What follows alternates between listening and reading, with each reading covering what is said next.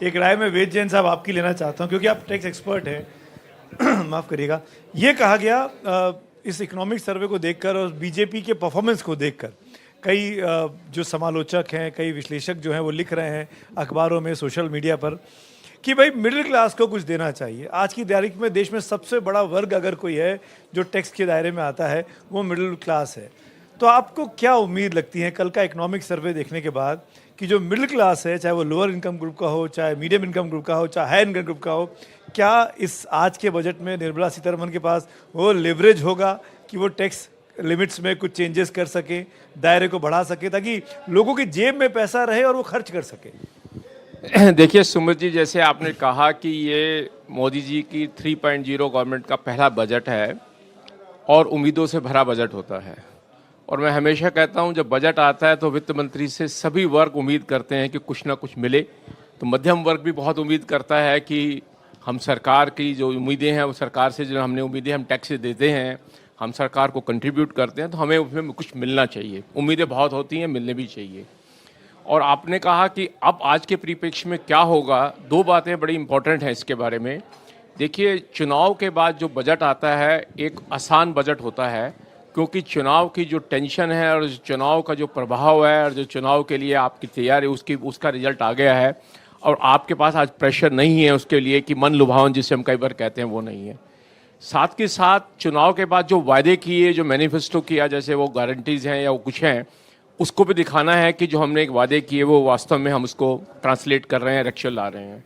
और तीसरी चीज़ जो सबसे ज़्यादा इम्पॉर्टेंट होती है, चुनाव के बाद इमीडिएटली इकॉनमी को, अर्थव्यवस्था को दिशा देने के लिए कुछ कदम उठाने हैं। चाहे वो कठोर कदम है, चाहे वो कुछ मुश्किल कदम है, वो भी इससे बड़ा बढ़िया मौका होता है, क्योंकि चुनाव की आपके ऊपर प्रेशर नहीं है। अब आपने कहा मध्यम वर्ग के देने की बजट में, इसमें टैक्स में क्या छूट मिल सकती है। आज की डेट में 8 करोड़ लगभग टैक्स पेयर हैं इंडिया में जो टैक्स देते हैं। अब उन सब की उम्मीदें हैं कि इसमें मिलना चाहिए, छूट मिलनी भी चाहिए, क्योंकि इन्फ्लेशन आया है और जो वेजेस एग्जम्पशन है, जैसे 7 लाख रुपए तक का उन्होंने पिछले साल कहा था कि टैक्स नहीं लगेगा। पुरानी रजीम है जिसमें कि टैक्स 2.5 लाख से शुरू हो जाता है, उसकी एग्जम्पशन नहीं मिलती है। अब उसमें बड़ी, और स्टैंडर्ड डिडक्शन जो सैलरीड क्लास के लिए है, उम्मीदें ये हैं कि उसके अंदर भी कहीं ना कहीं कुछ बदलाव आएगा। वो क्यों आना चाहिए? देखिए, इस समय वित्त मंत्री जी के पास बहुत, अगर आर्थिक प्रेशर, वो फिस्कल डेफिसिट के हिसाब से देखूं तो सबसे आसान परिस्थिति है। टेबल पे इंटरिम बजट पेश होने के बाद आज की डेट में वित्त मंत्री जी के पास 2.5 लाख करोड़ रुपए एक्स्ट्रा नजर आ रहे हैं। रिजर्व बैंक ऑफ इंडिया से डिविडेंड 1 लाख करोड़ से लगभग ज़्यादा आया। जीएसटी की कलेक्शन बहुत बढ़िया आ रही है। डायरेक्ट टैक्सेस का भी आपने देखा, एडवांस टैक्स का जो आंकड़े आए हैं वो बहुत सुंदर आंकड़े आए हैं। और जो नॉन टैक्स रेवेन्यू है उसकी भी ग्रोथ बहुत अच्छी नज़र आ रही है। और फिस्कल डेफिसिट का इसका प्रेशर नहीं है। तो अगर आज की डेट में अगर वो मध्यम वर्ग के टैक्स पेयर को कुछ छूट देती हैं, जैसे मैं कहता हूं कि अब उन्होंने कहा 7 लाख रुपए तक की इनकम एग्जम्प्ट है, तो वो 7 लाख से बढ़ा के 9 लाख तक के एग्जम्पशन कर दें। मेरा ऐसा मानना है शायद ओल्ड रजीम में वो कंसेशन नहीं दे पाएंगी, क्योंकि आज की डेट में उनका और सरकार की मंशा है कि ओल्ड रजीम को फेज आउट किया जाए। तो अगर ओल्ड रजीम में कुछ प्रमोट करती हैं तो इसका मतलब वो फेज आउट नहीं होगा। 1 से होता है 7 से 9 बढ़ा दें। स्टैंडर्ड डिडक्शन जो 50,000 है वो बढ़ा के 75,000 या 1 लाख रुपए की जा सकती है।